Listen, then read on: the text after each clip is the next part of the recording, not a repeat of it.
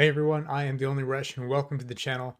Recently we finally got some Horizon Forbidden West gameplay at a state of play, and I wanted to take this time to go over the gameplay footage we saw and kind of break it down and see what kind of new additions we can see in Forbidden West versus Horizon Zero Dawn, as far as the weapon wheel that comes up, some new enemies, some new abilities that come up. So let's break it all down here. Alright, so I did watch this earlier today just to kind of get a general sense of how it is and get a look at what I wanted to actually talk about. Graphically, it does look really good. I'm not gonna lie though, the character animations in the beginning part, something about it feels weird to me.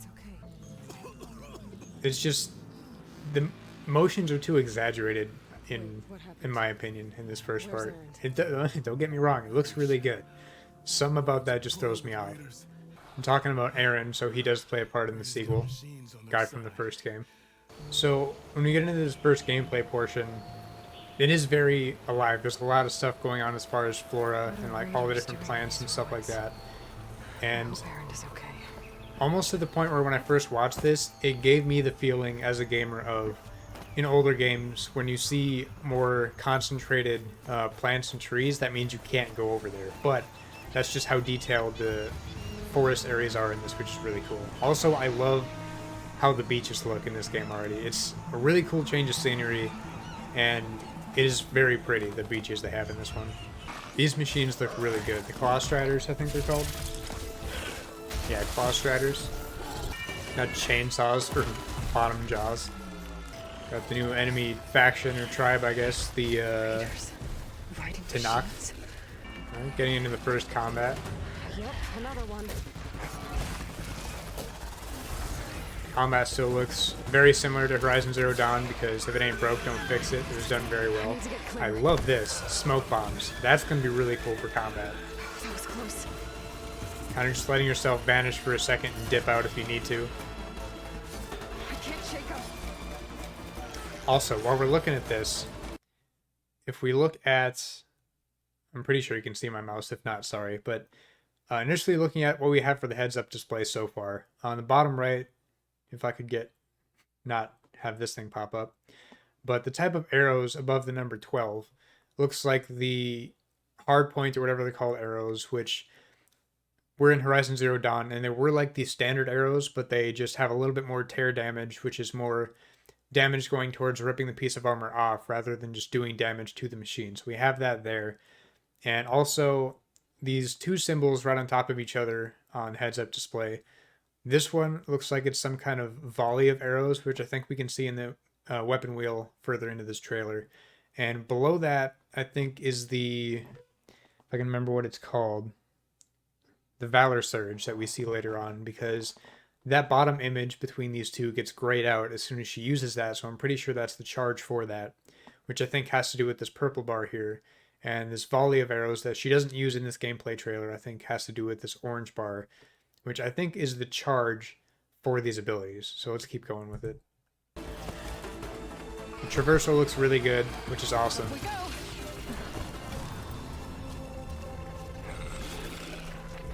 Maybe I can lose him in here. And then up here we come up on the focus scanner, which highlights all the climbable areas in the open world, all the free climb areas, which I think is really cool. I don't know if it's that necessary personally, but I think this game wants to encourage you, or this game is encouraging you to use the environment more. Also, the zipline thing we just saw, which is called the Polecaster, is this little zipline we can use to get higher up in certain places or get away from a situation pretty quickly if there's a zipline point like that, or a Polecaster point. And these are the burrows, I think they're called. The Burrowers, which is an enemy that they talk about later in the gameplay, where they later in the trailer, where they actually talk about these machines. They say those ones are not as hostile, but every machine in the game is hostile. So if you get close enough to them and agitate them, they will probably get hostile. And this is the Snapmob, which is this massive-looking alligator thing, which is really cool. I love the machine designs in Horizon Zero Dawn. In Horizon Forbidden West, they look just as good as if not better, with the new designs of the new machines. We've got these little burst points where you can kind of push yourself through the strong currents so you don't get pulled away. And probably a way to make underwater travel less annoying. Also, the thing you're using here, wherever it is, the diving mask is whatever it's called. You can submerge as long as you like, they said later in this state of play video, which is awesome. I'm not sure if you're going to get it right away in the game. I'm figuring not, because it's probably one of those things that you unlock later, but there is no time limit. You don't have to worry about running out of breath. You can submerge yourself and explore underwater as much as you want, they said later in this state of play, which is, again, awesome. Great for exploration. I have friends, okay? Now we see Erend here. Not just the ones you slaughtered. But when they come looking for me, there's gonna be... Oh. Also, these guys are huge. The Tenakth that are, like, dragging him around, they are massive humans. Now we got the Tremor Tusk. These are going to be such a fun time to fight. I can already tell.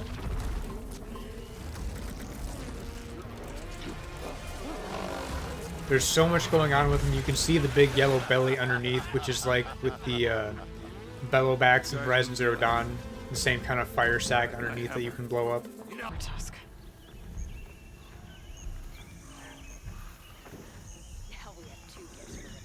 Alright, coming up on the first human combat here. We have a couple new additions here as far as what you can do in combat. I was trying to keep an eye on the health bar in here, but there is no health bar because in Horizon Zero Dawn it was in the top left, and we don't have one here. And the things on the bottom right don't change when she gets hit in this state of play gameplay footage, so that's not the health bar. I think that is strictly for the abilities. Spear combat looks really fluid and very satisfying. Got the slowdown time that you can use. Take you out. Big boy coming. Got some new cinematics for getting attacked from certain abilities. Dodging pretty much the same as Horizon Zero Dawn. You think you can hurt me? And here she uses one of the Valor Surges. And this one just pushes all the enemies back away from you. And if you see from there, the purple bar on the bottom right is now darkened out or depleted, and it's recharging as she's using arrows more. Which is what I was saying before. The bottom image from the two that are stacked on top of each other on the bottom right is now grayed out. So that, I'm assuming, is the charge for the Valor Surge ability. For the old bridge. Maybe I can cut them off. It doesn't look like that uses any kind of consumable. It just looks like it's on a recharge, even though she picked up something and attached it to her spear to use it. I'm going to try and zoom in on it here, but you can see again the prompt for the polecaster, the little zipline thing. It's kind of hard to see right here, the little yellow cross.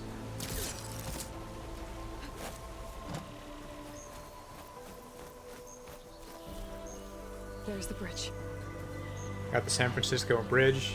Really cool environments in this game.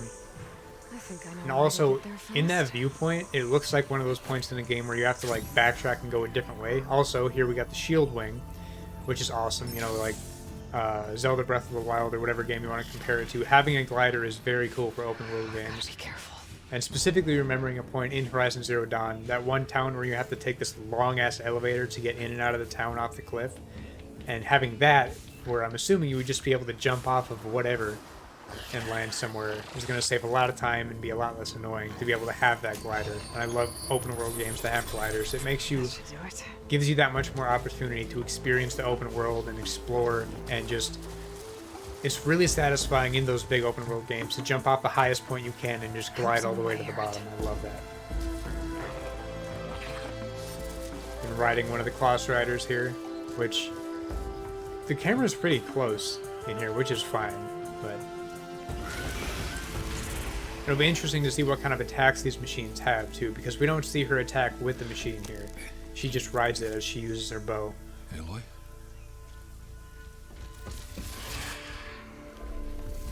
Aloy! Watch out! Pause. Pause for effect before saying Tremor Tusk, naturally.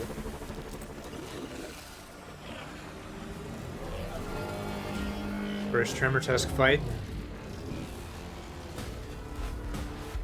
Aaron, stay put. I'll handle this. The team at Gorilla does such a good job with these massive machine fights like the Thunderjaws and Horizon Zero Dawn. Just feel like these big epic boss fights, even just coming across one in the wild. Gotta keep moving. Alright, we got the weapon wheel here. I'm going to back up real quick so we can get a closer look at that. Aaron, stay put. And I'm going to pull up the weapon wheel from Horizon Zero Dawn so we can kind of compare, and I'll have it on screen. So, not there yet. I'm trying to catch it before it goes away. We see the first weapon from the Tremor Tusk there with the cannons on the side, plus everybody shooting at you from up top. So the weapon wheel in Forbidden West, we see on the top, these are the arrows that we saw at the bottom right that she's been using until now, which are like the standard arrows like we see on the left next to the 24, but these ones just have more tear damage.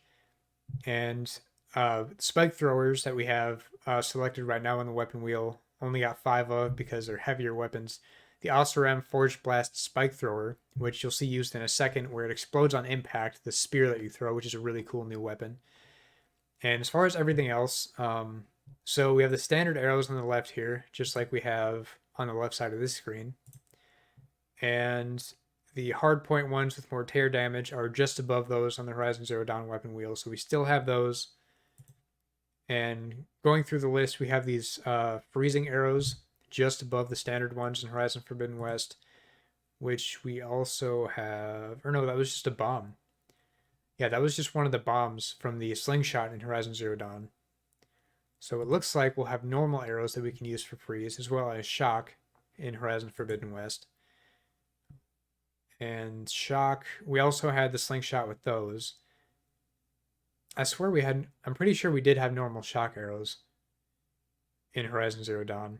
Unless there was like a different section of the weapon wheel or you had to equip a different bow, I can't remember. But in the Horizon Zero Dawn weapon wheel, we have these precision arrows. And Forbidden West, we have those also down here on the bottom right next to the number 6. And we have these other purple shock ones, which we have the blue shock arrows up here and we have purple ones down here. I'm not sure what the difference is with those yet. And from there, we've got, this looks like the corruption damage type or something like that because it has that little spiral. I'm not sure if you're going to be able to see any on this one. No, I don't think so. So it looks like some kind of corruption one. And the yellow one that we see at the very bottom of the Forbidden West weapon wheel is the kind of slime sludge, whatever it's called, Adhesive Grenades from the slingshot, which we're going to see later in this state of play. And this one looks like some kind of shrapnel thing or some kind of other bomb. And the one in the bottom left here, the bigger section, looks like some kind of a tripwire. And we don't see that one in this trailer either. I'm assuming we're also going to have these fire arrows like we had in Forbidden or in Zero Dawn. And these are the, I guess, more powerful tear arrows, like the hardpoint ones we see here that have more tear damage. But these are the ones that let out a shockwave that does that tear damage to the entire machine generally. So I'm really hoping we have those because that was very useful in Zero Dawn. Again, I don't really see it here, but I'm assuming we're going to get it. Let's keep going with the gameplay trailer now. Moving. Bring us around! Taking course! There's that spear that explodes on impact. Not on impact, but shortly after. Which ragdolls that one guy off to the left, which is kind of funny. Tremor Tusk has this big laser thing that actually draws lines in the sand, so I really like that graphical attention to detail. I have to stay ahead of it. And then she's going to pull up the weapon wheel again, and we're going to see this Karja Adhesive Blast Sling, which is a sludge thing you're going to see in a second, which is the one on the bottom here. Gotta slow you down. And it's going to cover the whole Tremor Tusk in this sludge. She launches 2 at it. I'm not sure if launching a second one makes a difference. I wouldn't assume so, but maybe. And just a second ago, she pulled up the weapon wheel again so we can see the Tenakth Ranger's Sharpshot Bow, which is essentially just the precision normal arrow. It doesn't have any really special abilities. It's just for more precision at long range and slowing down time. And it looks like as soon as she hit it, the sludge disappeared. So I don't know if it only lasts until you shoot them again or until you shoot them with a special arrow or what. And picking up weapons that get detached from machines. Really cool in Horizon Zero Dawn, and it's a really good thing they brought them back because it's a really cool, fun thing to do.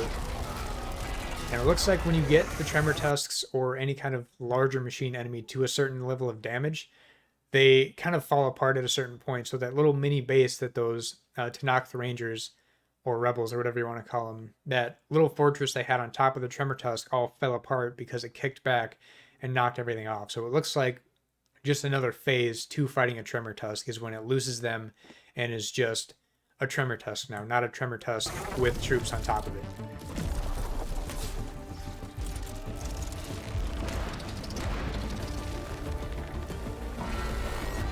Alright, we're seeing the yellow cross again to be able to use the Polecaster. Polecaster again to get up here. This is a really cool shot. Using the shield wing, Tremor Tusk comes in and knocks over everything that was behind you. Really cool shot. Pulling up the precision arrow again. Have to dodge over this electric attack that came in a circle across the ground, and you can't, if I remember correctly, you can't really. You might be able to just jump in the game, but she dodges towards the Tremor Tusk to get over that circle expanding shock, whatever you want to call it, attack. Instead of jumping, she dodges over it. So again, don't remember if you can just jump in here or if you have to dodge over everything like that. And she shoots at that big fire sack at the bottom, which ignites and kills the Tremor Tusk. So just like Horizon Zero Dawn, a lot of separate components on machines that you can target that have different abilities and allow the machines to do different kinds of attacks. So you can strategize that way. The strategy that you can put into fighting machines in Horizon Zero Dawn and now Horizon Forbidden West is done so well. I love the combat in Horizon Zero Dawn. Yeah, so in this specific mission that we're seeing, Erend was sent to grab this little piece of technology, and she had to go rescue him. And it pulls up this map.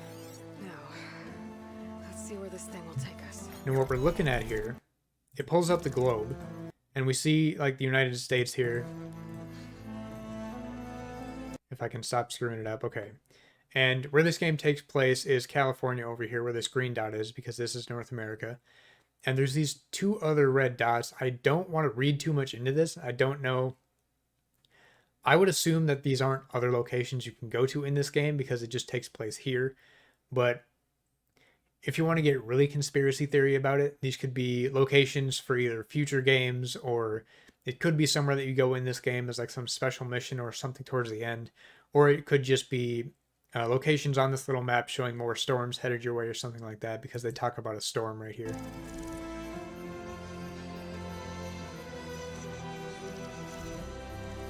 Yeah, there's another green dot right around where they are, which looks like that storm.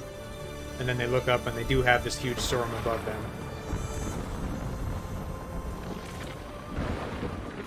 You always said a storm was coming. Yeah. And it's almost here. Alright, so we got Horizon Forbidden West gameplay, state of play. It's really awesome to get that. And I took a couple notes when I was watching it the first time to make sure I didn't forget anything. Again, Erend is playing a part here. The new enemies that we see, that faction, is the Tenakth tribe. The focus scanner that highlights the different free climbing areas in the world. The Polecaster, which is a really cool traversal tool that we have as like a little zip line. Not a zip line, but something, a grappling hook. That's a better way to describe it. The Shield Wing, which is that glider that we get. Awesome addition for any open world game. I love that that's in here. Again, the diving mask, you can submerge as long as you want. You don't have a certain timer. You don't have to worry about running out of breath, which is really awesome, because I hate when games do that. The Valor Surges is that special attack she uses on the big Tenakth guy, where it just pushes him back and she attaches something, and it's this little clip too it shows. The Adhesive Grenades from the slingshot temporarily stalls machines, that sludge thing. Smoke bombs, also love that addition that we saw in the beginning of the gameplay trailer.